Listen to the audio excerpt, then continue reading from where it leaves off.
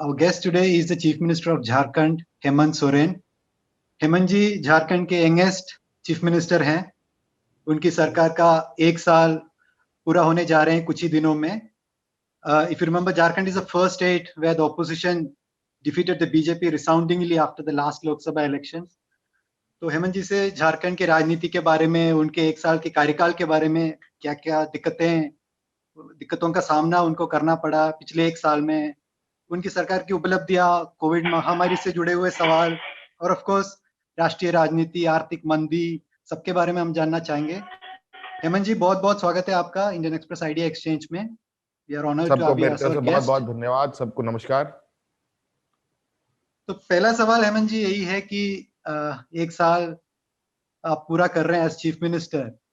सो कैसा रहा 1 साल? क्या-क्या दिक्कतें, तकलीफें आपको इसका सामना करना पड़ा? The challenges that you faced, उसके बारे में पहले हमें थोड़ा समझा दीजिए। पहले तो सब लोगों का आज इस इंटरव्यू में मैं आप लोगों को बहुत बहुत स्वागत करते हुए आभार भी प्रकट करता हूं कि आप लोगों ने हमसे कुछ जानने की इच्छा जाहिर की है। और जो सवाल है पहला कि 1 साल भर का अनुभव कैसा रहा,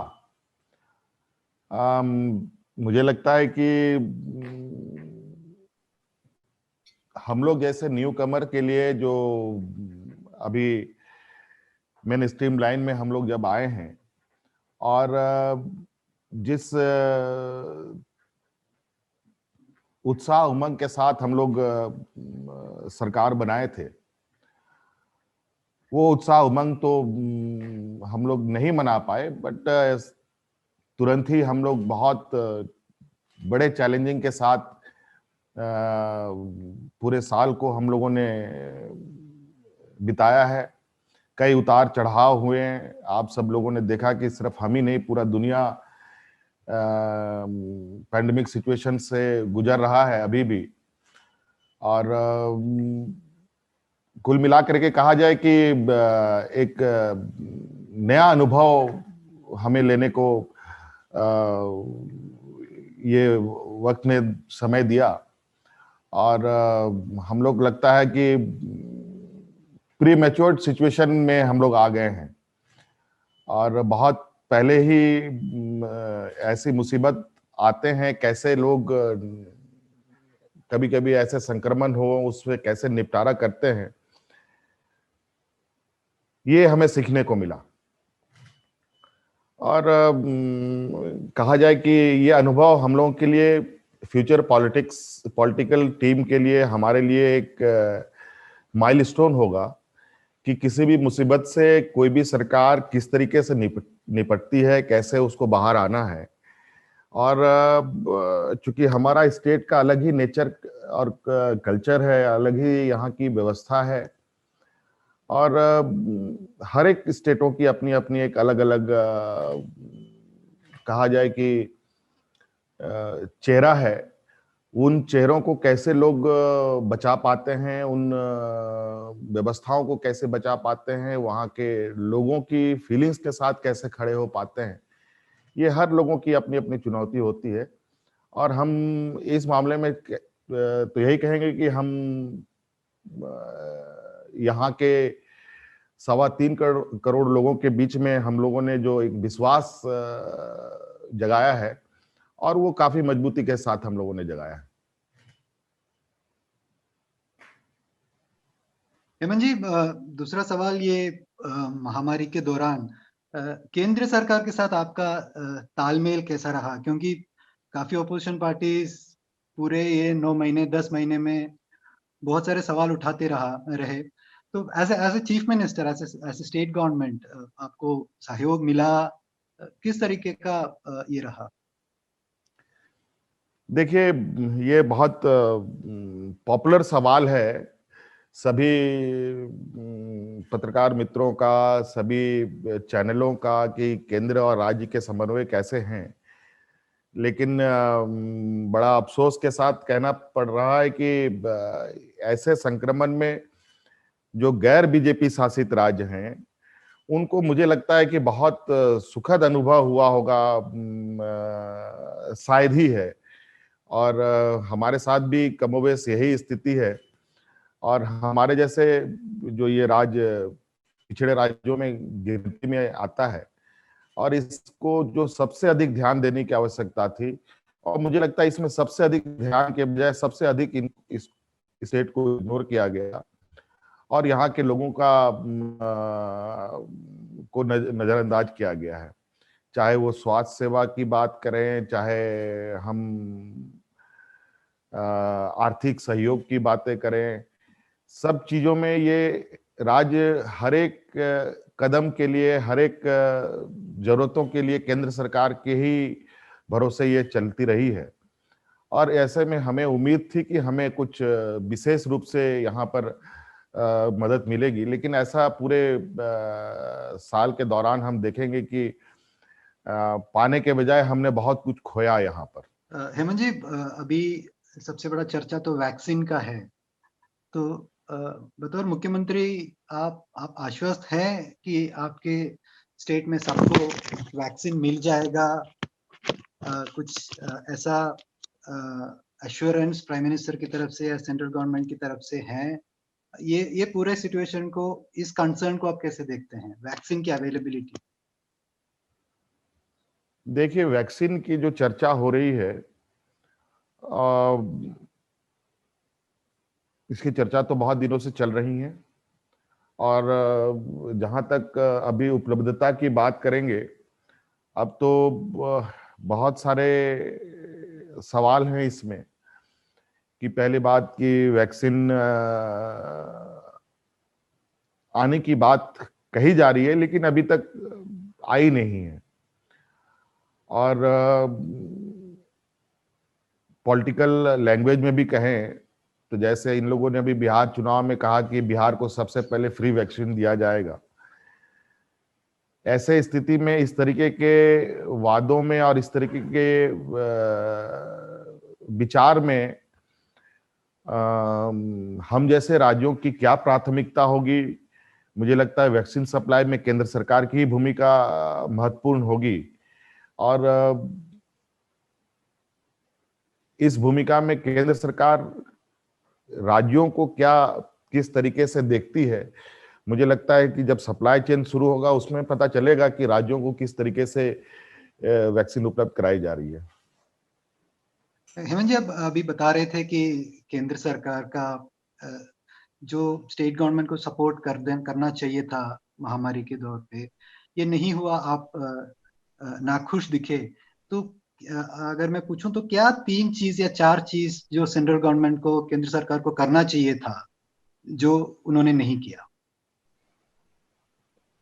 देखिए, सबसे पहले अगर हम देखें, जब ये संक्रमण पूरी तरीके से स्प्रेड हो गया या पूरी तरीके से हम लोग इन मुसीबतों में घिरे, तो हमारी सबसे पहले डिमांड रही थी, मुझे लगता है कि देश में हम सबसे पहले राज्य हैं जिन्होंने अपने प्रवासी मजदूरों को अपने राज्य में लाने के लिए रिक्वेस्ट किया था केंद्र सरकार को, और हमारी रिक्वेस्ट नहीं मानी गई।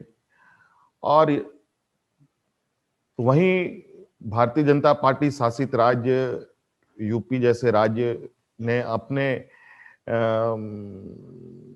जो केंद्र सरकार के नियम के विरुद्ध अपने जो उन्होंने परिचालन शुरू किए, अपने अपने तरीके से लोगों को लाने का उन्होंने प्रयास किया, तो हमने भी अंतोगत्वा यही कहा कि अगर आप लोग परमिट नहीं करोगे तो हम लोग अपने जो आप लोगों ने लॉकडाउन रखा है इसके नियम को तोड़कर हमें लाना पड़ेगा लोगों को, जो कि किसानों मजदूरों की जो हालात थी देश में अलग अलग जगहों पर, वो किसी से छुपी नहीं थी। और मुझे तो पहली बार जानकारी हुई कि हमारे राज्य के लोग इतने बड़े पैमाने पर चुनिंदे राज्य ही नहीं बल्कि देश के विभिन्न राज्यों में काम करते हैं, और वो भी ऐसे जगहों पर जहां पर शायद हम सोच भी नहीं सकते थे, वहां तक हमारे लोग पहुंच चुके हैं। तो हमारे लिए एक चिंता का विषय बढ़ रहा था, और लोग वहां पर लगातार हमारे संपर्क में आ रहे थे कि हमें किसी तरीके से वापस घर जाना है। तो आनन फानन में फिर चीजें आगे बढ़ी, और जो हम लोगों ने रिक्वेस्ट किया कि भाई मतलब जो हमारी रिक्वायरमेंट थी, हमें और भी ट्रेनों की उपलब्धता होनी चाहिए थी, वो उपलब्ध नहीं हुई। फिर हमें अपने तरीके से एयरलिफ्ट करा करके लोगों को लाना पड़ा, चाहे अंडमान से हो, लेह लद्दाख हो और असम हो या व्हाटएवर कहीं से भी हो। तो हम लोगों ने अपनी संसाधन मैनेज करके लोगों को लाया। फिर उसके बाद स्वास्थ्य सेवा में जहां तक कहें कि हम लोगों को, आपको याद होगा कि केंद्र सरकार ने जो प्रधानमंत्री रिलीफ फंड में जो केंद्र को बहुत बड़े पैमाने पर धन अर्जन हुआ था विभिन्न उद्योग घरानों से, उसमें भी कोर्ट के माध्यम से बहुत सारी बातें आई थी। तो उन्होंने ये आश्वस्त किया था कि सभी राज्यों को वेंटिलेटर्स दिए जाएंगे। वो भी वेंटिलेटर्स नहीं के बराबर आए। वो आखिरी के समय में अभी कुछ दिनों पहले कुछ वेंटिलेटर्स आए तो आए, नहीं तो हम लोग बिना वेंटिलेटर से ही अपने प्रबंधन को आगे बढ़ाते रहे।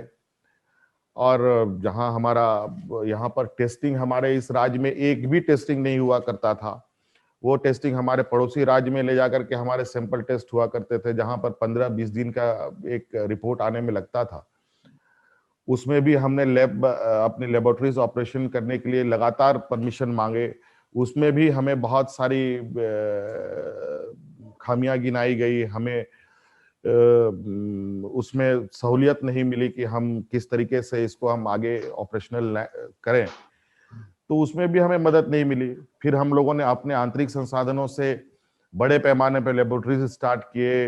लॉकडाउन के दौरान जब सारी चीजें ट्रांसपोर्टेशन बंद थी, उस समय हम लोगों ने अपने क्षमता के बल, अपने ताकत के बल पर, अपने संसाधनों के बल पर वर्ल्ड क्लास 4 लेबोरेटरीज स्टार्ट किए। और आज स्थिति है कि हम हर जिले में पीसीआर टेस्टिंग फैसिलिटी हम लोग उपलब्ध करा रहे हैं। Now I'm going to Abhishek Angad. Lot of मतलब बहुत सारे माइग्रेंट वर्कर्स सब वापस आए, 5 लाख से ऊपर, और आप उनको बहुत लोगों से एयरप्लेन से भी लेकर के आए उन लोगों को। आपने बीआरओ के साथ एमओयू भी किया कि उनको बेहतर पेमेंट मिल सके सर। लेकिन उसके बाद बहुत सारे अनाउंसमेंट्स किया आपने, जैसे कि अर्बन जॉब स्कीम हो गया, स्किल मैपिंग करेंगे, लेकिन मुझे लगा कि कहीं ना कहीं वो स्कीम मतलब कि वो कहीं रुक गया वो कहीं पर। तो आप अभी एम्प्लॉयमेंट के लिए क्या कर रहे हैं? मतलब कि अभी भी बहुत सारे लोग यहाँ पे हैं, और जहां तक हमें पता चली थी जब लेबर डिपार्टमेंट की रिव्यू हो रही थी तो आप बहुत खुश नहीं थे। तो नंबर 1 कि अभी एम्प्लॉयमेंट के लिए क्या कर रहे हैं, नंबर 2 आप कैसे इंश्योर कर रहे हैं कि जो स्कीम अनाउंस हो रहा है उसको धरातल पे उतरे हो? हाँ, ये बात सही है कि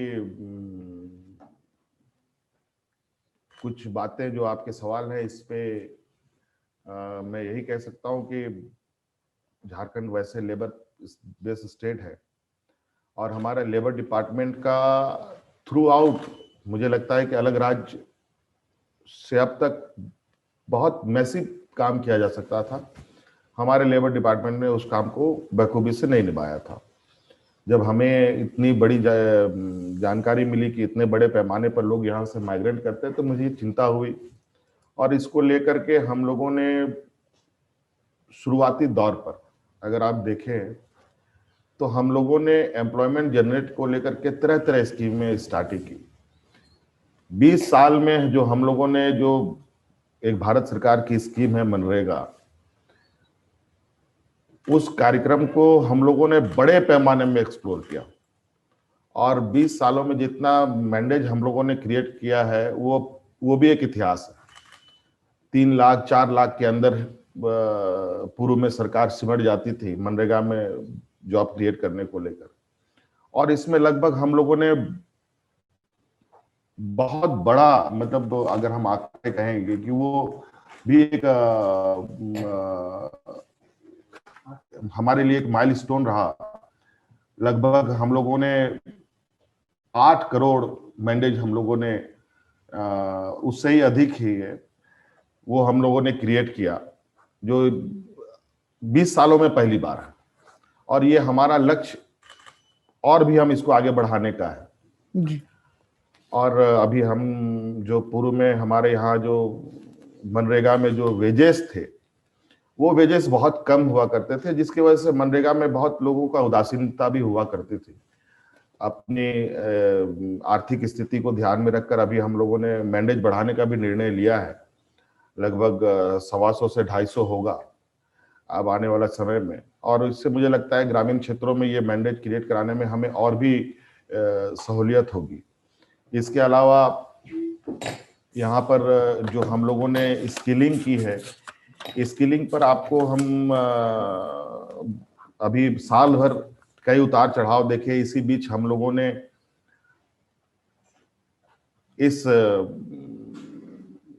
जो माइग्रेंट लोग हैं, इसमें से कई बच्चियां जो दूसरे राज्यों में बंधुआ मजदूर की तरह काम करती थी, उन बच्चियों को हम लोग रेस्क्यू करा करके यहाँ पर उनके घरों में है, जो वहाँ उनको एम्प्लॉयमेंट मिलता था जिस मंथली बेसिस पर, उससे कहीं ज्यादा मंथली बेसिस पर यहाँ उनको एम्प्लॉयमेंट दे रहे हैं।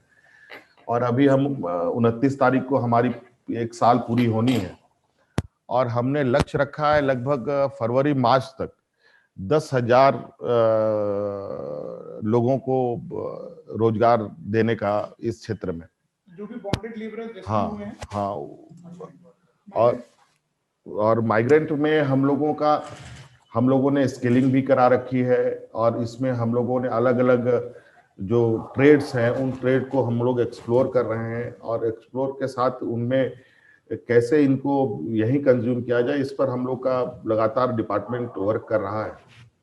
और मतलब मुझे लगता है कि अभी का जो सिनेरियो है, जहां देश में अर्थव्यवस्था पूरी तरीके से चरमराई हुई है, जहां पर लोग इन्वेस्ट करने के लिए थोड़ी से कतरा भी रहे हैं। हम लोगों ने कई इंडस्ट्रीज को अभी इस लॉकडाउन के पीरियड में उनको टच भी किया। कई लोग इन्वेस्ट करने को तैयार हैं, लेकिन अभी का जो पीरियड है उस पीरियड में वो डरे समय से है। और पूर्व में जो नीतियां रही हैं, नीतियों की जो खामियां रही हैं, जिससे उद्योग घरानों का विश्वास कुछ ज्यादा टूटा, और इसको लेकर भी हमारी चिंताएं बनी, और इसको लेकर के उन उद्योग घरानों पर भी हम लोगों ने विश्वास उनको दिलाने में कामयाब हुए हैं। कई इंडस्ट्रीज अब बड़े पैमाने पर यहाँ पर इन्वेस्ट करने की तैयारी पर हैं।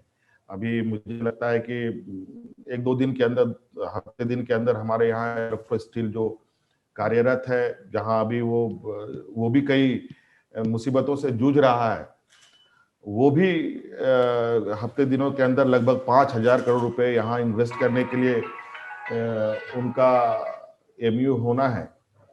और कई ऐसी चीजें हैं जहां हम लोग आगे बढ़ रहे हैं कि एम्प्लॉयमेंट जनरेट कैसे हम लोग अधिक से अधिक कर पाए। इस दिशा में काफी सारे हम नए पॉलिसीज भी ला रहे हैं, और उन पॉलिसीज के माध्यम से थोड़ा सा, जैसे यहाँ पर आमतौर पर लोगों का माइंस मिनरल बेस ही बिजनेस रहा है, इससे हटकर हम लोग थोड़ा सा अलग डाइवर्ट कर रहे हैं। तो एम्प्लॉयमेंट जनरेट करने को लेकर इंडस्ट्री डिपार्टमेंट की भी हमारी रिव्यू हुई है, उसमें भी हमने ये ज्यादा थ्रस्ट दिया है कि अधिक से अधिक एम्प्लॉयमेंट जनरेट किसमें हो सकता है, उसको हम लोग ज्यादा उन पर हम लोग अपनी बातों को उनके साथ शेयर करें। और जैसे हमारे यहाँ गरीब बच्चों को लगभग सालाना 4-5 लाख साइकिलें हम बांटते हैं, और मुझे बहुत आश्चर्य होता है कि जहां 5 लाख साइकिलें किसी कंपनी की खरीदी जाती हो, वहां पर साइकिल इंडस्ट्री ना लगे, ये बड़ा चिंता का विषय था। हमने इस पर भी आगे विभाग को कहा है कि आप उद्योग घराने को ही यहाँ पर आप लोग लेके आए, ताकि हम लोग उनके साथ एक बिजनेस की भी हम लोग एक मॉडल तैयार कर पाए और सोशल एक्टिविटी भी कर पाए। सर, अभी आप डिपार्टमेंटल रिव्यू मीटिंग कर रहे थे, बहुत सारे डिपार्टमेंट साथ किया भी। मेरा इससे 2 क्वेश्चन है कि आइडिया क्या था डिपार्टमेंट्स का रिव्यू करने का, और आपका क्या लर्निंग रहा है? यहाँ के झारखंड को लेके एक परसेप्शन है कि जो ब्यूरोक्रेट्स हैं, जो आईएएस ऑफिसर्स हैं, वो ज्यादा हावी रहते हैं पॉलिटिकल लीडर्स से। तो आपका क्या मतलब लर्निंग रहा, और जब डिपार्टमेंटल मीटिंग में आपने क्या देखा, क्या व्हाट डिड यू लर्न? ये बहुत इंटरेस्टिंग सवाल है, और मैं इसका बहुत गंभीरता से इस पर ध्यान दे रहा हूं। ये बात सही है, कार्यपालिका ब्यूरोक्रेसी एक ऐसी सिस्टम है जो आपकी सोच को धरातल पर उतारती है, आपके विजन को धरातल पर उतारती है और राज्य और देश के डेवलपमेंट का एक अभिन्न अंग के रूप में यह काम करता है। लेकिन थोड़ा सा हमें निराशा हाथ लगा है इस विषय पर, क्योंकि जिस तरीके से राज्य में कार्यपालिका ने काम किया है वो एक, मुझे लगता है कि एक रूटीन वर्क रहा। जो एक क्रिएटिविटी होती है वो हमको देखने के लिए कम देखने को मिला है। यहाँ पर चाहे राज्य को सिर्फ योजना ही धरातल पर नहीं उतारने हैं, बल्कि राज्य को गति देने के लिए उसके जो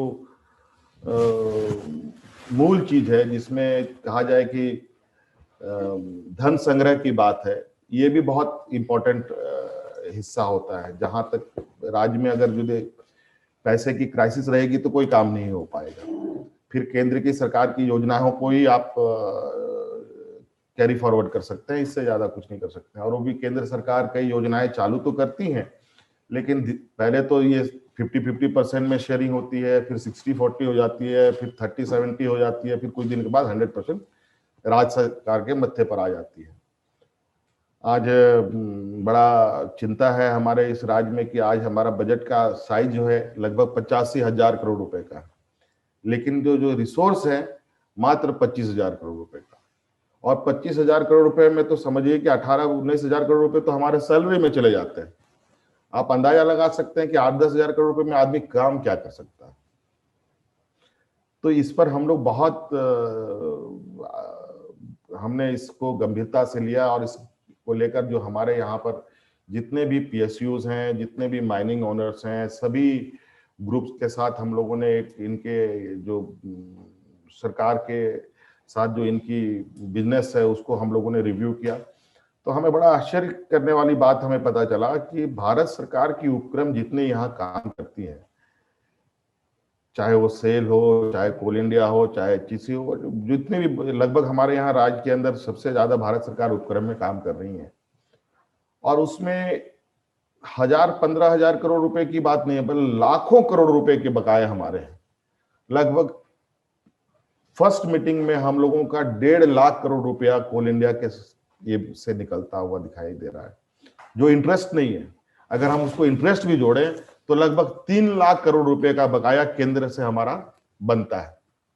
और इसकी डिमांड हम लोगों ने, एक कमेटी हमने फॉर्म की हुई है मुख्य सचिव की अध्यक्षता में, कि जो PSUs के हैं इनके जो रिकवरी ये अमाउंट है उन सब का आकलन किया जाए। ये लगातार इस पर हमारा ये चल रहा है। इसके अलावा हम लोगों ने कई टैक्सेशन सिस्टम में रिफॉर्म्स लाए हैं और उसके तहत अभी हम लोग बहुत तेजी से अपने संसाधन अरेंज करने पे लगे हैं। और आपको पता है कि GST आने के बाद तो राज्य सरकार की रीढ़ की हड्डी निकल गई है, और GST आने के बाद जो हालत है, हमको लगता है कुछ दिनों के बाद केंद्र सरकार जिस तरीके से हाथ खड़े कर रही है, कुछ दिनों के बाद तो ये बिल्कुल ही हम लोग असहाय की स्थिति पर आ जाएंगे। तो ऐसे स्थिति पे मैं तो लगातार इस बात को फ्लैग करता रहा हूँ प्रधानमंत्री जी के VC में कि आज जिस आर्थिक मंदी से हम गुजर रहे हैं, इस आर्थिक मंदी में राज्य सरकार की भी भूमिका सुनिश्चित होनी चाहिए थी। लेकिन ये तो हुई नहीं, बल्कि केंद्र सरकार खुद से ही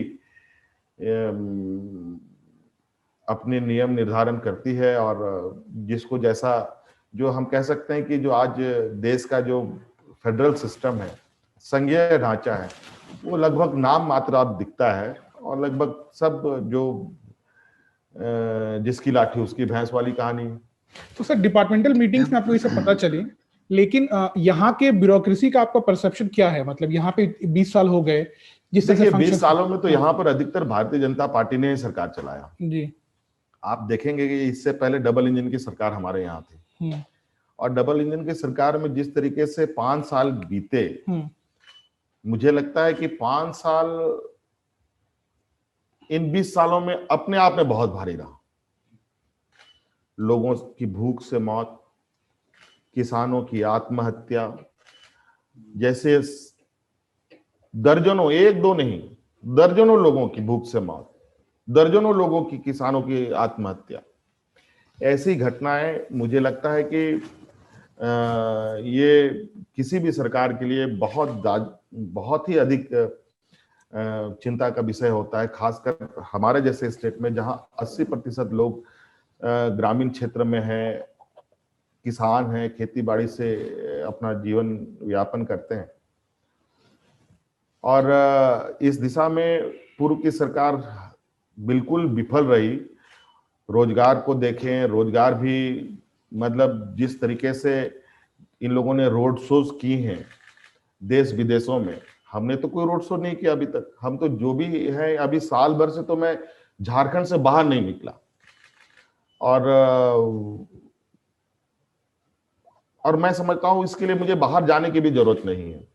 और हमारे पास जो मार्केटिंग की, जो हमारे पास व्यवस्थाएं हैं, हम अपने ही राज्य में ऐसी व्यवस्था स्थापित करना चाहते हैं कि जहां हम लोगों को अट्रैक्ट करने के लिए, व्यापारियों को, टूरिज्म साइट में हो या ग्रामीण क्षेत्र के विकास के लिए हो, अगर हम घर से बाहर रखते हैं पैर, हम थोड़ी सी भी अगर हम देखें, अगर हम अभिषेक जी आप खुद यहाँ रांची में घूमते हैं तो हमारे यहाँ टूरिज्म की असीम संभावनाएं हैं। और आज हम उसी को लेकर कि माइंस मिनरल से अलग हट करके हम क्या क्या देख सकते हैं। आज यहाँ पर पढ़े लिखे नौजवानों का, यहाँ हमारा नेतरहाट जैसा एक ऐसा स्कूल है जहाँ इंडिया में लगभग 2000 से अधिक IAS IPS इसने पैदा किए, अनगिनत राइटर्स, अनगिनत पोइटर्स उसने पैदा किया। आज वो स्कूल मिनिमम संसाधनों में गुजर रहा है। अभी मैं कल परसों खुद अपने ब्यूरोक्रेट्स के साथ वहां जाने वाला था, लेकिन हमारे कुछ तकनीकी कारणों से हम लोग नहीं जा सके। और वो सिर्फ एजुकेशन सेटअप ही नहीं है, बल्कि वो एक हेरिटेज, एक टूरिज्म प्लेस भी है। तो आज मेरा जो मैं खुद में फील कर रहा हूं कि इस राज्य को किसी के सामने हाथ फैलाने की आवश्यकता नहीं थी जो आज हुई है। और आज मुझे लगता है कि पूर्व में सरकारों की उदासीनता, ब्यूरोक्रेसी का निरंकुशता का ये एक मूल कारण रहा है। और ब्यूरोक्रेट्स तो खैर राजनेताओं के चाबुक से चलते हैं, वो कैसे चलाते हैं ये उन पर निर्भर करता है। और और वही सिस्टम, वही लोग हमारे साथ काम कर रहे हैं, और वही लोगों को अब हम लोगों ने मिशन मोड में लगा रखा है। सर इंटरेस्टिंग, आप सर एक क्वेश्चन मेरा खाली बस, आप इंटरेस्टिंग आप भूख से मौत वाला चीज लेकर के आए यहाँ पे। सर जब आप इलेक्शन लड़ रहे थे तो आपने बोला कि राज्य में बहुत भूख से मौत, अभी भी बोला है, तो ऐसा क्यों है कि आपकी सरकार असेंबली में यहाँ पे 2 बार ये बोल चुकी है कि राज्य में भूख से कोई मौत नहीं हुई है? अभी भूखल घासी के एक परिवार बोकारो में मौत हुई थी, उनके एक बेटा एक बेटी की भी मौत हो गई उसके बाद। आप क्लेम कर रहे थे ऐसा कि हाँ, बिल्कुल। हाँ, फिर ऐसा क्यों है कि आप लोग इसको ओन नहीं कर रहे हैं? मुझे उम्मीद थी कि आप ये सवाल पूछेंगे, जब ये मैं जवाब दूंगा। देखिए ये थोड़ा जांच के दायरे में है, लेकिन मैं 1 मिनट के लिए मानता भी हूं कि ये भूख से मौत हुई है। अगर गलती है तो मुझे लगता है गलती को इनकार नहीं करना चाहिए, बल्कि उसको छुपाना भी नहीं चाहिए, उसके तह तक जाना चाहिए। आज 1 साल हो रहे हैं हमारे सरकार को, और 1 साल में ना जाने कितने लोग जिसको एक वक्त का खाने के लिए नहीं जुटता, उनके पास नहीं होता था, आज 1 सालों में जो हम लोगों ने सोशल सेक्टर पर काम किया, मुझे लगता है कि ये देश में एक अलग उदाहरण बना। एक व्यक्ति की मौत हुई है, एक घटना की आप जिक्र कर रहे हैं, और इस घटना के बारे में अगर सही है तो बहुत दुखद बात है। इसके लिए जो जिम्मेवार होंगे उनको कड़ी से कड़ी सजा मिलेगी, इसमें कोई अगर कोई इसको छुपाने की भी कोशिश करेगा उसे हम छुपने भी नहीं देंगे, और आगे ऐसी घटनाएं ना घटे ये हम बिल्कुल फुल प्रूफ ये करने जा रहे हैं। आपने देखा कोविड के दौरान लगभग सभी पंचायतों में, पंचायत छोड़िए, हाईवेज में हम लोगों ने दीदी किचन्स चलाए थे। मुझे लगता है देश में कहीं ये सिस्टम नहीं चालू हुआ। लगभग 3-4 महीने हमने लोगों को मुफ्त खाना खिलाया और लगभग 4 करोड़ 3.5-4 करोड़ लोगों को हम लोगों ने खाना खिलाया। और उस पीरियड में अभी साल भर में अगर 1-2 घटना घटी है, ये निश्चित रूप से एक घटना भी घटे ये भी सरकार के लिए चिंता का विषय है।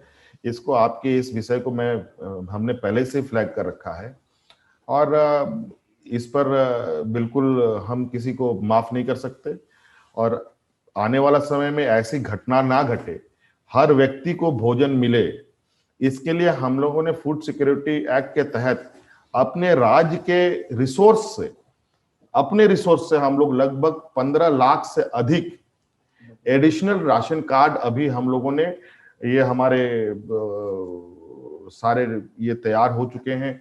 अब ये कार्ड बंटना चालू हो जाएगा 29 से। अब इस राज्य में लगभग नहीं के बराबर हमारे यहाँ, मुझे नहीं लगता है कि लोग बिना राशन का रहे, और इसके लिए हमने ये भी सुनिश्चित कर रखा है कि जहां इस तरीके से कोई सामने आते भी हैं जिनको खाना नहीं मिल रहा है, जिनको राशन नहीं उपलब्ध होता है, उनके लिए इमीडिएटली उनका राशन कार्ड की व्यवस्था हो और उनको सहायता मिले। अगला सवाल संतोष सिंह पटना से। हेमंत जी, मैं आपके पड़ोसी राज्य बिहार से बोल रहा हूँ। जी भैया। मेरा दो छोटा पॉलिटिकल क्वेश्चन है। एक प्रश्न लालू जी से जुड़ा हुआ है, दूसरा भी ऑफकोर्स आरजेडी से ही जुड़ा हुआ है। पहला, हम लोग बराबर सुनते हैं कि जेल मैनुअल का वायलेशन होता है और हमेशा ब्लेम गेम चलते रहता है हॉस्पिटल और जेल एडमिनिस्ट्रेशन के बीच में। ये पिछले 1 साल से चल रहा है। अपोजिशन भी इल्जाम लगाती है, आप पर फेवरेटिज्म पर भी आरोप लगाती है कि लालू जी को फेवर करते हैं। ये पहला। और दूसरा, आप चुनाव बिहार में अलायंस आपका आरजेडी से नहीं हो पाया, आरजेडी ने अच्छा किया यहाँ, तो कहीं उसका कुछ मलाल है आपको? ये 2 प्रश्न है मेरे। संतोष भैया, आप हमारे पड़ोसी राज हैं, तो पड़ोसी राज तो हमारा बड़े भाई के रूप में आप भी हमारे बड़े भाई हैं। आपने पॉलिटिकल सवाल पूछ डाला है और वो भी हमारे अलायंस समूह के विषय में। लालू जी के विषय में जहां तक विषय है, उनको जो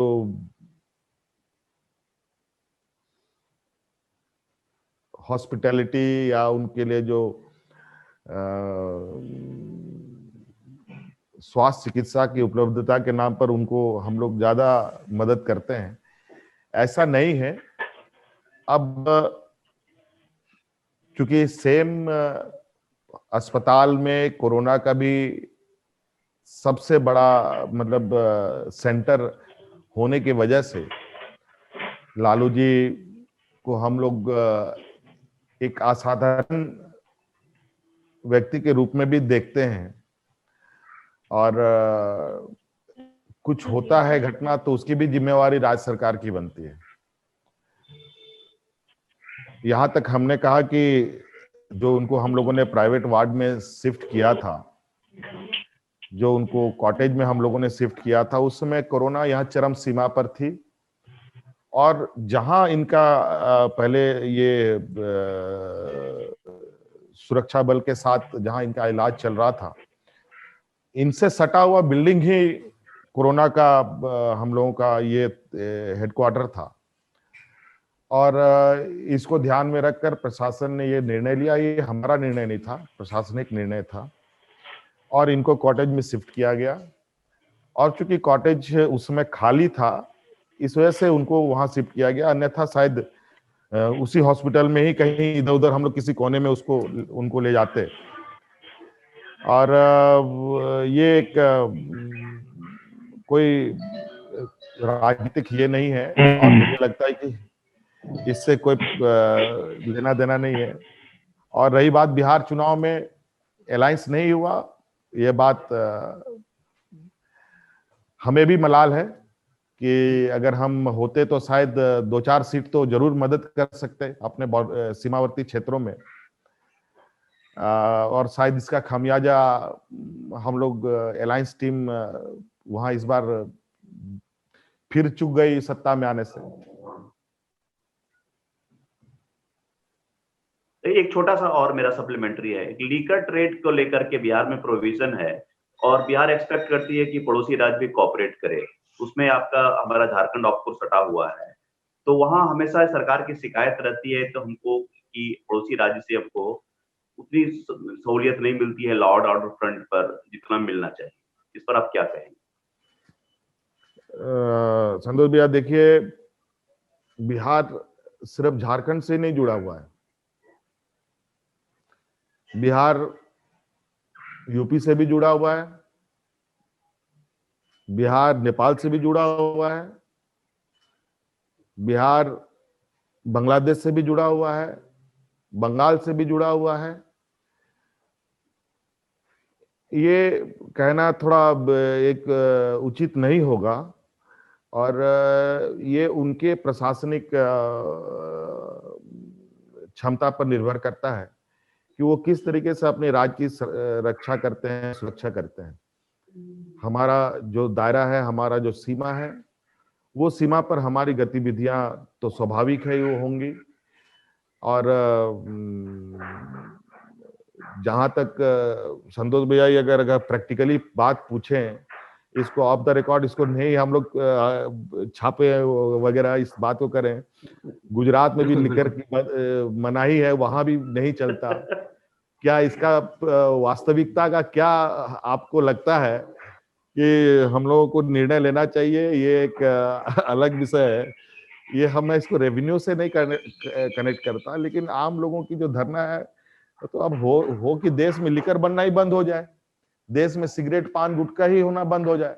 यहाँ तो हम टीवी में दर्शाते हैं, सिनेमा हॉलों में दिखाते हैं कि तंबाकू धूम्रपान निषेध है, लेकिन यहाँ गेट के बाहर वही चीजें बिकना शुरू हो जाती हैं। ये तो बड़ा हम लोग अपने ही ये में उलझते जाते हैं। तो ये बड़ा कहा जाए कि ये सवाल का जवाब देना बड़ा अजीब सा लगता है।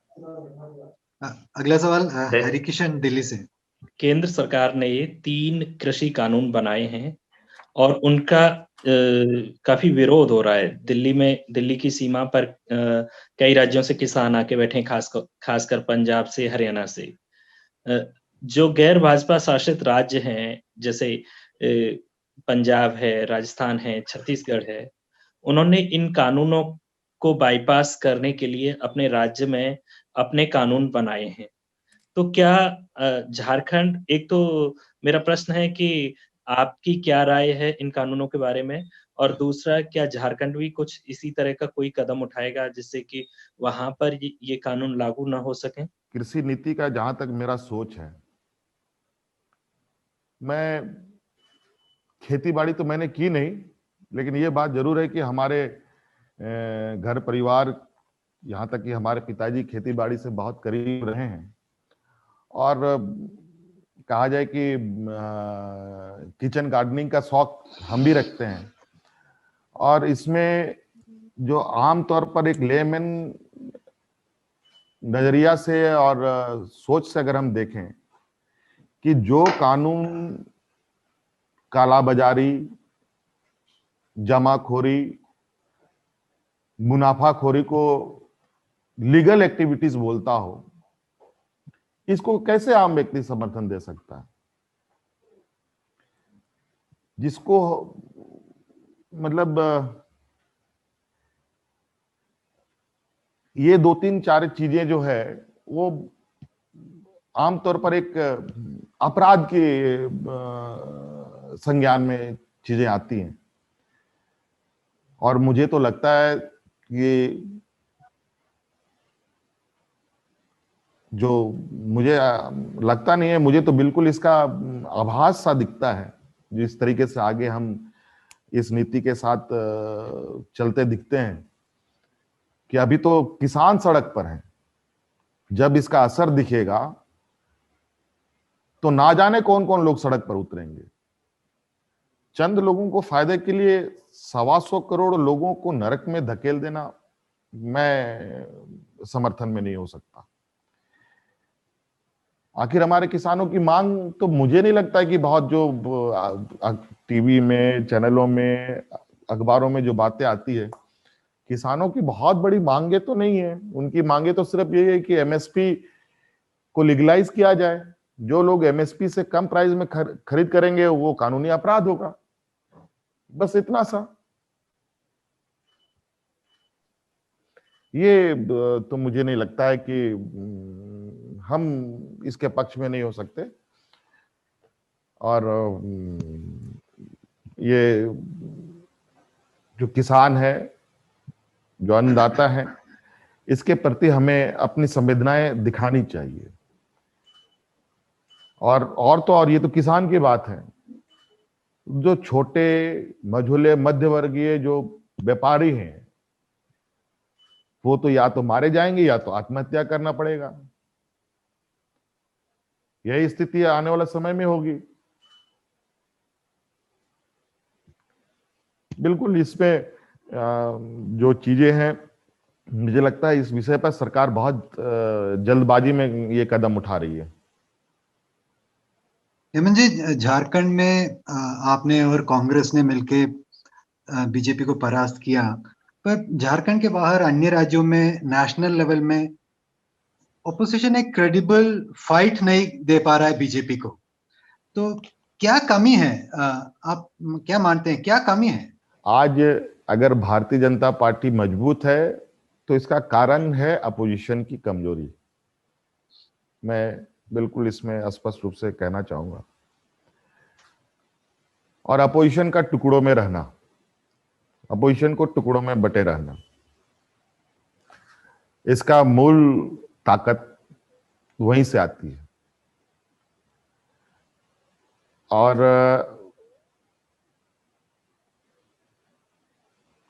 अपोजिशन को एक सही मार्गदर्शक और मार्गदर्शन कराने का एक जो दायित्व है,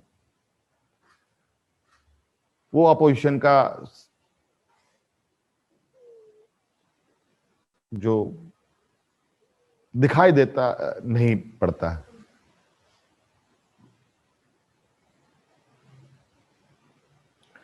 तो मुझे लगता है कि ऐसा नहीं है कोई हम देश के अंदर ही राजनीति कर रहे हैं, कोई हमारी अमेरिकन डेमोक्रेसी नहीं है, चीन जापान की डेमोक्रेसी हमारी नहीं है। और लगभग हम ऐसे भी नहीं है जो हमारे प्रतिद्वंदी की रणनीति को हम नहीं समझ पाए। कुल मिला के यही कहेंगे कि अपोजिशन की कमजोरी ही उसकी ताकत है। मुझे आपने कहा जी जी जी अपोजिशन के टुकड़ों में रहना यही उनकी ताकत है। जी, आपने कहा मार्गदर्शन और मार्गदर्शक की कमी है। तो सबसे बड़ा ओपोजिशन पार्टी तो कांग्रेस है। सो ये कांग्रेस का आपकी तरफ से क्या एडवाइस होगा राहुल गांधी जी के लिए? आप भी एक यंग नेता हैं। दूसरा, कांग्रेस जो हर स्टेट में हार रहे हैं, द श्रिंकिंग ऑफ कांग्रेस, ये कितना रिस्पॉन्सिबल है? ये आप जो बोल रहे हैं, जो कमजोरी है ओपोजिशन का, इसके पीछे? ये टाइम टू टाइम मुझे लगता है कुछ राजनीतिक बदलाव तो होते ही रहते हैं, और मुझे लगता है कि ये सतत प्रक्रिया है, ये होना भी चाहिए और जो होता है। और उसके तहत जहां जहां जैसे जैसे लीडरशिप रही है, कांग्रेस का भी कई क्षेत्रीय लीडरशिप काफी मजबूत है, इसमें कोई सवाल नहीं है। मुझे लगता है कि अब वो समय बहुत सुटेबल है कि आज जहां बीजेपी के अगेंस्ट में विपक्ष को एक सूत्र में, एक प्लेटफॉर्म में लाके रखना और एक समन्वय स्थापित करना आज के दिन में, ये चैलेंज छोटा नहीं है, ये चैलेंज भी काफी बड़ा है, क्योंकि कई राज्य ऐसे भी हैं जहां पर कांग्रेस के साथ कई सहयोगी हैं लेकिन कांग्रेस से ज्यादा मजबूत हैं। तो इन अप एंड डाउन के बीच में एक बीच का रास्ता जरूर होना चाहिए, और इसके लिए जो हम लोगों के अपोजिशन के शीर्ष लोग हैं, इनके साथ मिल बैठ करके ही कोई रास्ता निकाला जा सकता है, और इसका सॉल्यूशन भी वहीं पर हो सकता है। और हमको अब छोटी छोटी पॉकेट्स में पॉलिटिकल चीजों को देखना पड़ेगा और उसको समेटना पड़ेगा।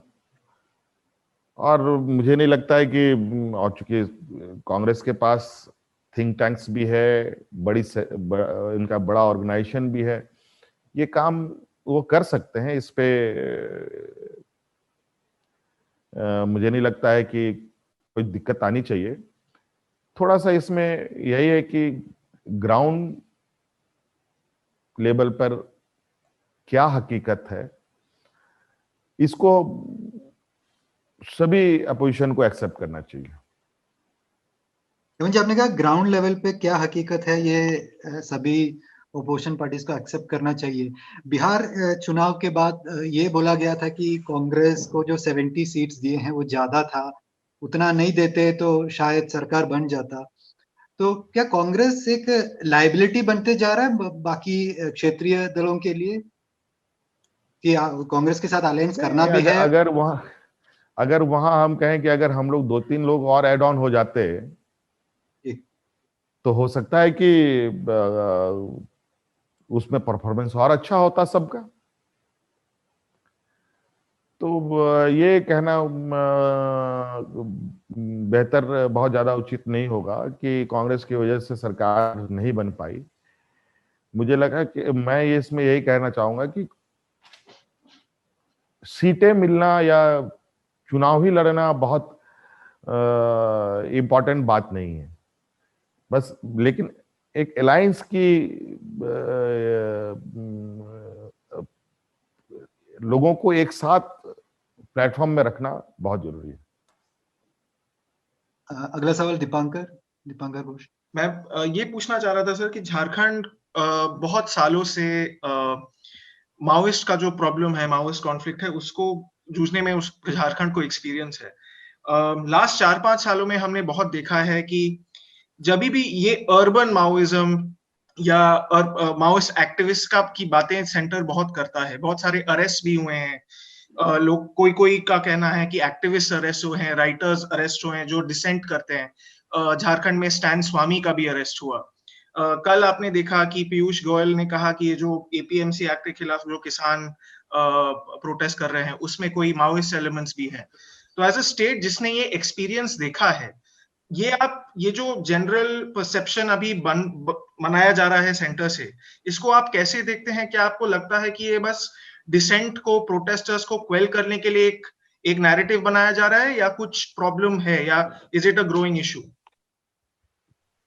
दीपांकर जी, देखिए, ये बात सही है कि झारखंड स्टेट माओइस्ट नक्सलियों का एक गढ़ रहा है, और वो गढ़ अब है नहीं, अब ये धीरे धीरे कोलैप्स कर रहा है। और जहां तक अर्बन माओइस्ट की बात है, ये पूरे देश में चर्चा का विषय रहा है, अभी भी होती हैं। हमारे यहाँ से स्टैन स्वामी जी के गिरफ्तारी हुई है, और बड़ा विचित्र बात है यहाँ पर, क्योंकि मुझे तो कभी भी माओइस्ट को लेकर मेरे मन में कभी डर रहा नहीं। और यही वजह है कि चाहे डे जर्नी हो या नाइट जर्नी हो, चाहे जंगलों का हो चाहे शहर का हो, मैं अभी तो सरकार है, सरकार के समय में मेरा मूवमेंट होता है, जब मैं नहीं था तब भी मैं मूवमेंट करता था। ये बात है कि यहाँ पर कुछ चीजें हैं जहां हमें सोचने पर मजबूर करती है कि आखिर ये माओइस्ट कौन लोग हैं। ये आइडियोलॉजिकल माओइस्ट हैं या कोई डमी माओइस्ट हैं। कोई सोशल एक्टिविटीज को अगर आप एक्टिविस्ट को अगर आप माओइस्ट कहेंगे तो ये भी बेईमानी होगी।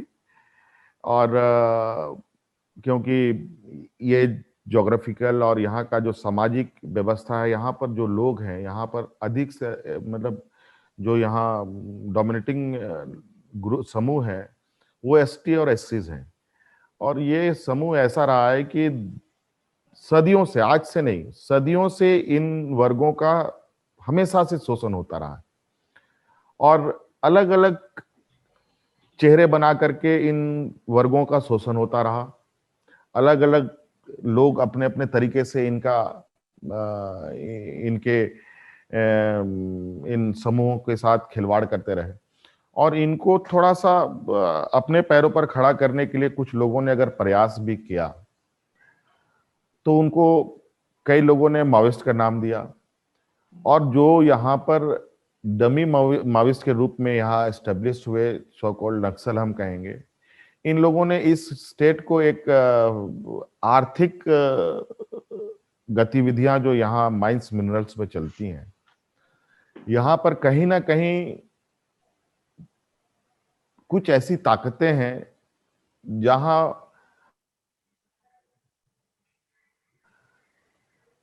अपने उद्योग के माध्यम से अपनी कालाबाजारी जमाखोरी करने का जो एक सिलसिला था, इन माओइस्ट के माध्यम से लोगों ने किया। यहाँ माइंस मिनरल्स जंगलों में पाए जाते हैं और जंगलों में ही यहाँ माओइस्ट भी पाए जाते हैं। और इन जंगलों में जो आज आपको मैं बताऊं कि आज हम लोगों ने पहली बार 20 साल में पहली बार माओइस्टों का फोटोग्राफ्स हम लोगों ने पेपर में दिया है, टीवी चैनलों में हम लोगों ने प्रकाशित किया है, ताकि आम लोगों को भी पता चले कि कौन कौन लोग ऐसे कामों में इन्वॉल्व हैं, ताकि जो पुलिसिंग और जो भी और कॉम्बिंग ऑपरेशन के माध्यम से जो लोग पकड़े जाते हैं या सरेंडर करते हैं या फिर मारे जाते हैं, इसके अलावा हमारे आम लोगों का भी इसमें हमें सहयोग मिले। और मुझे लगता है कि ग्रामीण क्षेत्रों की जो स्थिति है, अगर उन क्षेत्रों को अगर हम प्राथमिकता के आधार पर देखेंगे या उसको अपने डेवलपमेंट प्रोग्राम में पेपर में नहीं हकीकत में जोड़ेंगे, तो ऐसी चीजें आने वाले समय में मुझे नहीं लगता बहुत समय टिकेगा। क्योंकि आपको याद होगा कि प्रधानमंत्री जी जब यहाँ पर पहली बार प्रधानमंत्री बनने के बाद आए थे, उस समय हमने ओपन हम लोगों ने स्टेज शेयर की थी, उसमें हमने यही कहा था कि अगर हम माइंस मिनरल्स को थोड़ा सा सेकेंडरी पार्ट मान करके अदर पार्ट में अगर हम लोग काम करें तो शायद इन जंगलों में जो राइफल बंदूक लेके लोग घूमते हैं, वहां ये लोग की जगह हमारे टूरिस्ट घुमा करते। हेमंत जी, जो दीपांकर का जो सवाल था उसको आगे बढ़ा दे तो पीयूष गोयल जी जो केंद्रीय मंत्री है, वो कल बता रहे थे कि ये जो फार्मर्स एजिटेशन है, इनका जो प्रोटेस्ट है, उसमें भी माओइस्ट घुस गया है। तो आप कैसा देखते हैं जब कल ऐसा एक मूवमेंट आज मैंने भी कुछ सुना है कि उन्होंने पाकिस्तान, चाइना वगैरह का भी नाम जिक्र किया है कि पाकिस्तान का हाथ है, चाइना का हाथ है। बड़ा इतने वरिष्ठ नेता इस तरीके के बातें कहते हैं, बड़ा मतलब ये कम से कम हमारे न्यू जनरेशन जो पॉलिटिक्स नहीं करती है लेकिन देश का वोटर है, उसको ये सोचना चाहिए, इन बातों को समझना चाहिए कि ये बातें आती हैं तो कैसे आती हैं। और भारतीय जनता पार्टी प्रोपेगेंडा फैलाने में मुझे लगता है कि इस देश के सभी एजेंसी से उनकी रेट हायर है। और आप लोग भी इतना प्रोपेगेंडा नहीं कर पाएंगे जितना भारतीय जनता पार्टी कर पाएंगे। तो आज इस तरीके से किसानों को बेइज्जत करना, इनको नजरअंदाज करना और इनको ये एक तरीके से इनके लिए गालियां हुई, जिसको हम हमारे देश में किसानों को लेकर कई आंदोलन हुए, हमारे कई देश के इतिहास में हमारे किसानों ने एक अलग पहचान बनाई। अगर हम आज उनको इस नजरिया से देखेंगे तो मुझे लगता है आने वाला समय में किसानों के लिए इससे बड़ा चोट वाली बात और दूसरी नहीं हो सकती। भले आप गोली मार दो, भले आप कानून बना लो, थोप दो, बंधक बना करके काम करा लो, लेकिन इस तरीके से ये तो हम कहें कि जिसको आप जिस धरती को भारत माता बोलते हैं, उस धरती माता का मुख्य सेवक को आप इस तरीके से संबोधन करेंगे, मुझे अफसोस होती है ऐसी बातों को सुनकर। हेमंत जी, आकाश जोशी, एक क्वेश्चन था बीच में, ये था कि आपने जब आपका पहला कैबिनेट डिसीजन हुआ था उसमें आपने पत्थलगड़ी के जितने भी केसेस हुए थे, क्योंकि आपने शोषण की बात कही थी और आप बोले थे कि तुरंत उनको हटाया जाए। 1 साल हो गया है उसमें, और फाइल्स जो है वो डिपार्टमेंट्स में मूव कर रहा है। जो आरटीआई के फाइंडिंग्स थे कुछ राइट्स बॉडी के, वो ये बता रहे थे कि पूरे में से कुछ आधे का ही कुछ वापस हो रहा है। तो 1 साल हो गया सर आपके कैबिनेट डिसीजन का पत्थलगड़ी में, अभी तक क्या हो रहा है सर उसमें? नहीं, बिल्कुल। वो विषय पर जब हम लोगों ने ये निर्णय लिया था तो कई संदिग्ध सवाल भी बीच में आए थे। उसमें से कुछ फॉल्स भी थे और कुछ बदमाशियां भी थी। तो ऐसा नहीं है कि ज्यों का त्यों है, आधों के लगभग का समाधान हो चुका है, केसेस वापस लिए जा चुके हैं, कुछ चीजों में अनुसंधान बाकी है। और आपने ठीक याद दिलाया भी, मुझे थोड़ा दिमाग से मिस भी कर गया था, और मैं इसको जल्दी निपटारा करने का काम। और सर ये स्कॉलरशिप स्कैम आप हम लोगों ने मतलब कि इंडियन एक्सप्रेस अखबार ने ब्रेक किया था, आपने देखा भी था हाँ, उसको। हाँ, ये आपका बहुत जबरदस्त ब्रेक था। आपके इस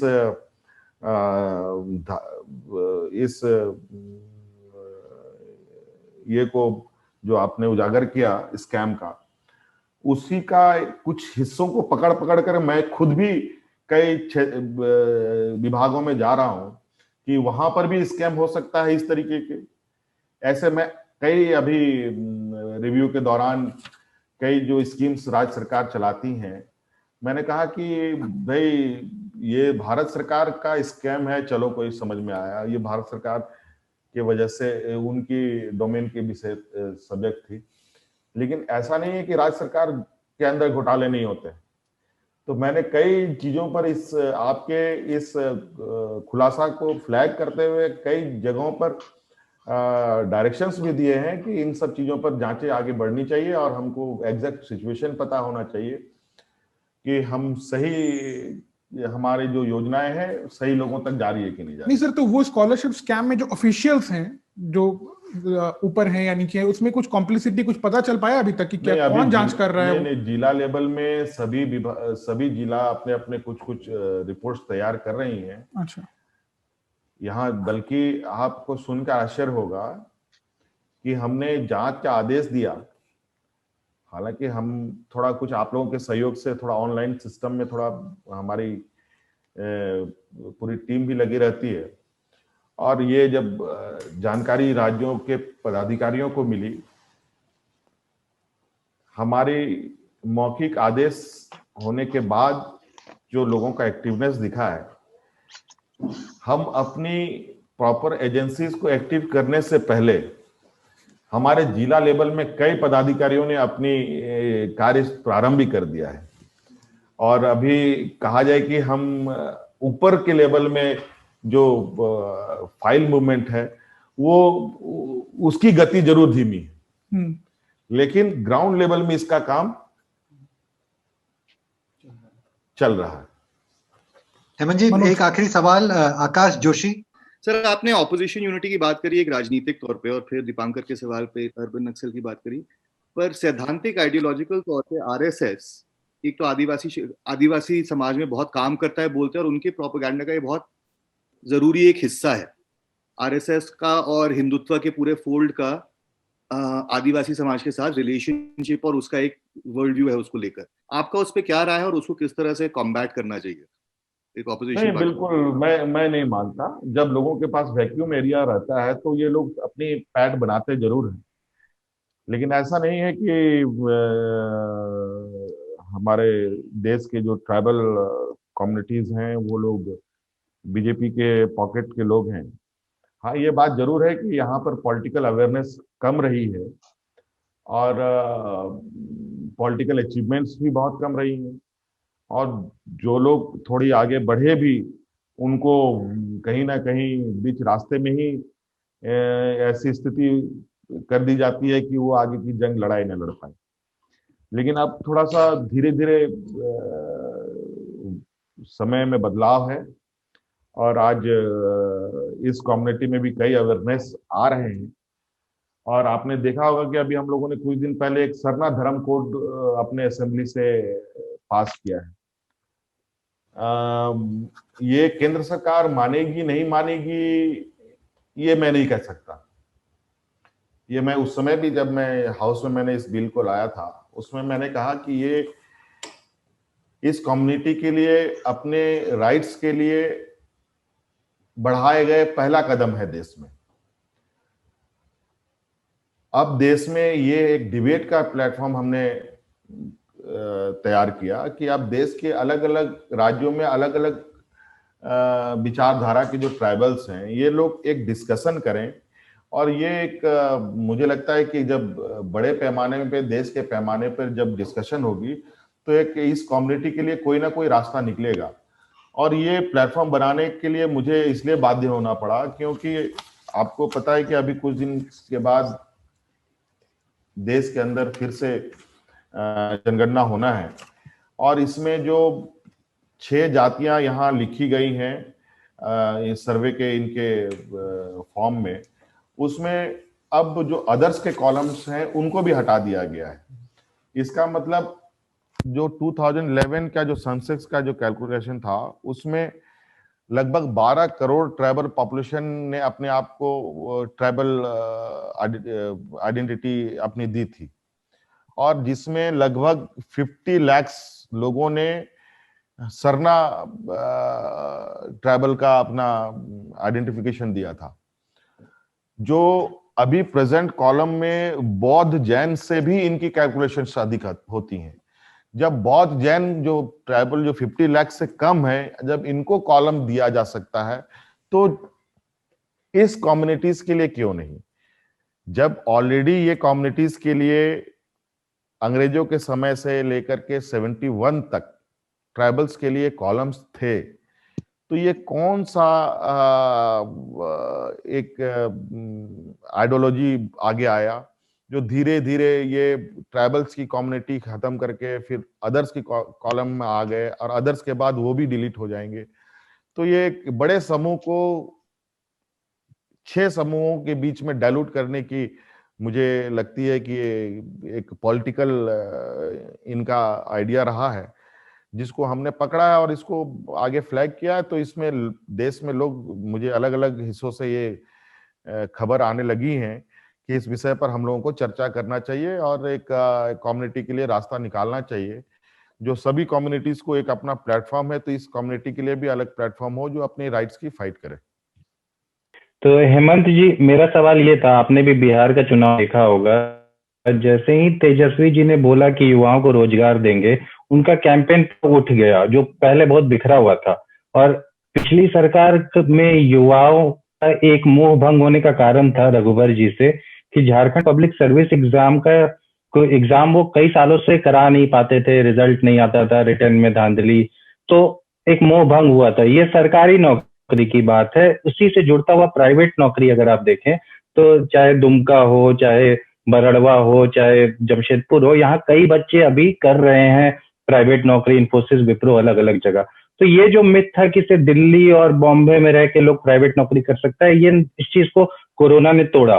तो दोनों चीज, सरकारी नौकरी चाहे जेपीएससी हो या अलग अलग हो, और प्राइवेट नौकरी, ये युवाओं का भी हर स्टेट में सबसे बड़ा डिमांड दिख रहा है, यूपी हो, झारखंड हो, बिहार हो। तो इन दोनों फ्रंट पे सर आप क्या कर रहे हैं? क्योंकि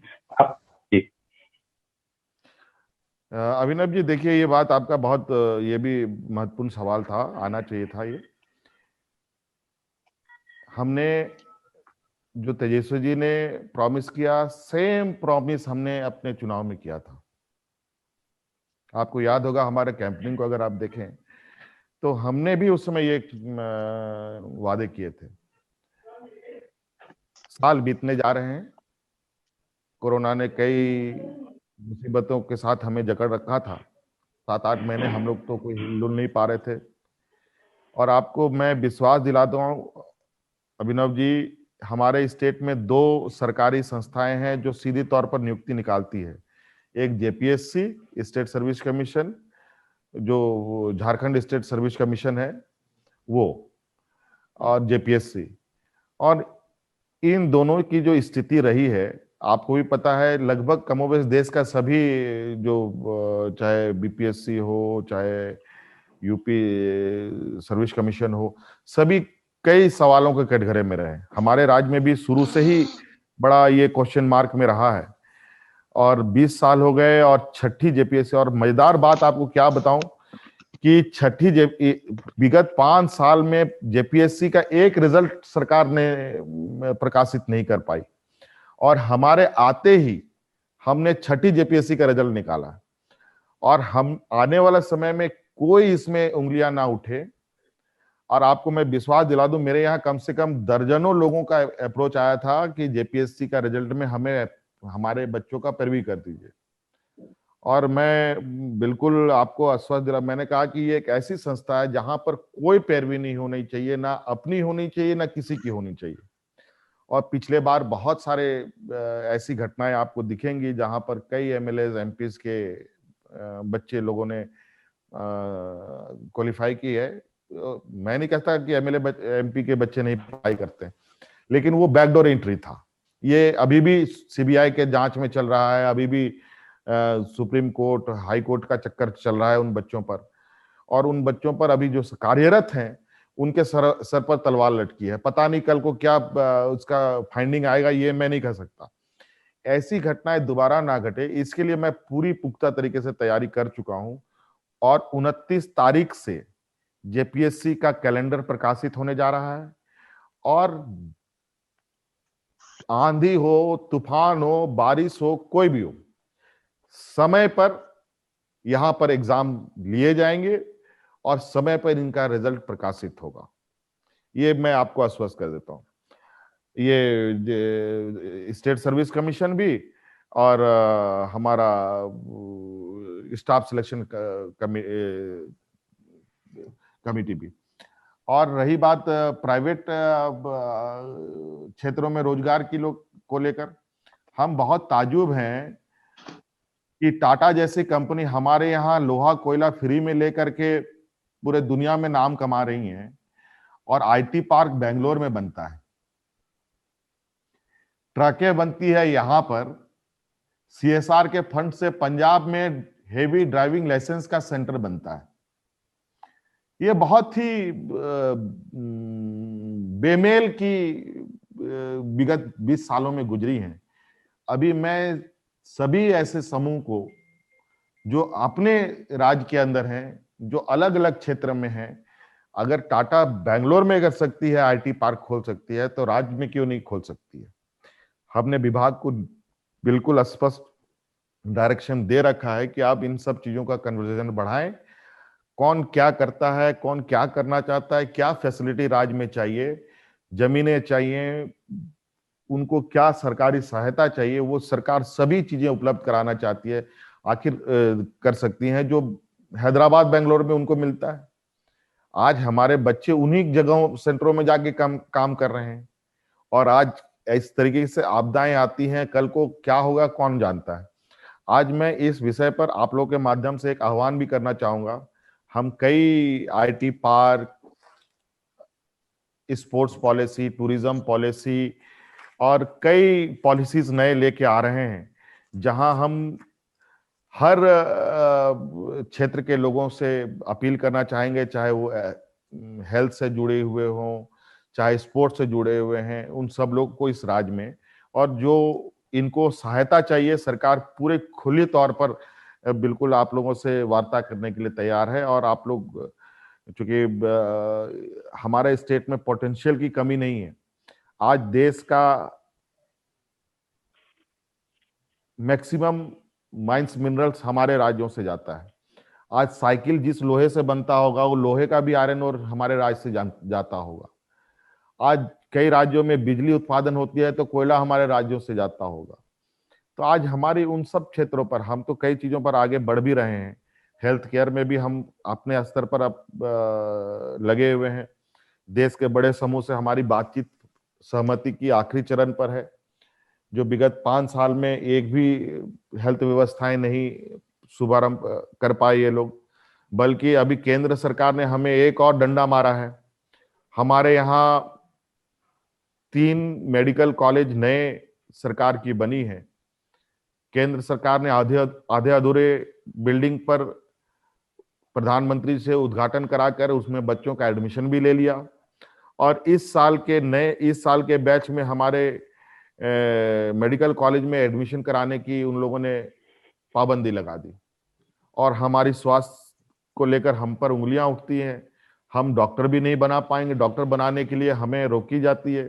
हमने केंद्र सरकार को पत्र भी लिखा, फोन से भी बात की, लेकिन कोई सुनवाई नहीं हुई। अब कुछ चीजों पर तो थोड़ा सा हमें दिक्कत है, लेकिन मुझे लगता है कि इसका बाईपास रास्ता भी निकालेंगे। थोड़ा समय, क्योंकि 20 सालों का जो आउट ऑफ ट्रैक जो सिस्टम था, उसको फिर से ट्रैक पर लाके रखना, उसको दौड़ाना थोड़ा सा चुनौती रहा है हमारे लिए, और इस संक्रमण में थोड़ा सा अधिक रहा। लेकिन मुझे लगता है कि अब समय भी अब खत्म हो रहा है। अब हमारी रफ्तार हर क्षेत्र में देखने को मिलेगा आप लोगों को। हेमंत जी, काफी इंटरेस्टिंग कॉन्वर्सेशन रहा आपसे, आपके साथ। बहुत बहुत धन्यवाद हमारे साथ जुड़ने के लिए।